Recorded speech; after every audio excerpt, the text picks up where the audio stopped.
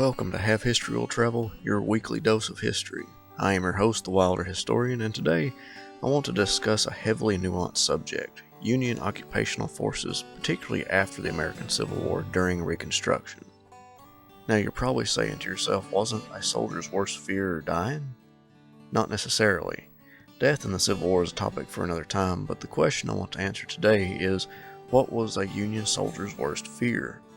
To answer this, I will use Andrew Lang's 2014 article in the Journal of the Civil War Era, Republicanism, Race, and Reconstruction, the Ethos of Military Occupation in Civil War America. His first book, In the Wake of the War, was just published and won the Tom Watson Book Award from the Society of Civil War Historians and is an expansion of his article. This video acts as a review and summary of that article and book.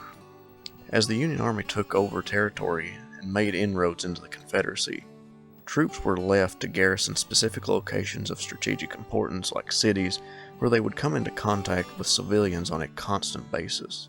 Additionally, when the war ended and Reconstruction began, the absence of a state of war made Union soldiers question their own responsibility as an occupying force on American soil. Simply put, they were leery or afraid of themselves and their job as an occupying force. As Lang put it in an interview with Gettysburg Compiler, the American tradition had long viewed a powerful military establishment wielding strong political, economic, and societal influence with suspicion.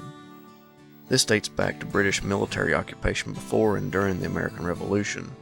Americans feared that a large standing army would lead to tyrannical government imposing its will on the people. This is an important aspect of small r republicanism, which, as Lang explains, defined American citizenship, individual liberty, and protection of natural rights by government while limiting the coercive scope of governing institutions. One soldier who occupied Hilton Head, South Carolina, wrote that military occupation will corrupt the nation, threaten all liberty by immense standing armies, debauch the morality of the nation by war, and undermine all our Republican foundations to the effect of the immediate destruction of the Confederacy and its institutions. This soldier echoes the sentiments of many troops who saw occupation as a threat to the very government and Union that they had fought hard to preserve. Another aspect of the difficult job Union occupiers had was treating Southern citizens like foreign civilians, by instituting political and social policies mandated by the United States government.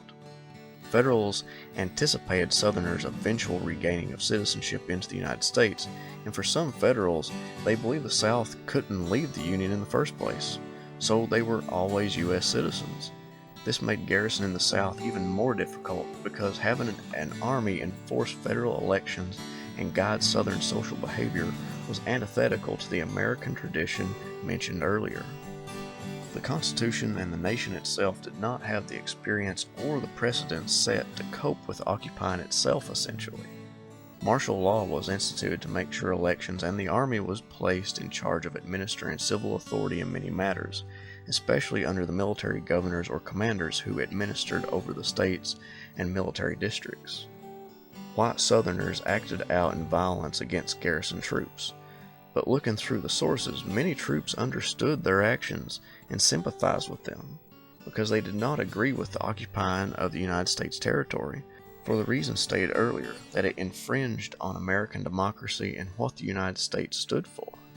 In the end, what Union soldiers feared most was themselves and the army they were a part of, because they were perfectly fine with dying for the Union, what they had enlisted to preserve. But they saw garrisoning the South as destroying what they fought to preserve. Now that being said, yes, there was worst fears that a soldier might have had. But what Lang's article and book highlights is that there was a battle within the soldiers themselves as to whether they were doing the right thing, and it did scare them, as their letters suggest. Thank you for watching. I hope I've made you think about an aspect of the war you previously had passed over, and giving you a new book to look for, because the book In the Wake of War is tremendous to read. Thank you again, and I'll see you next time.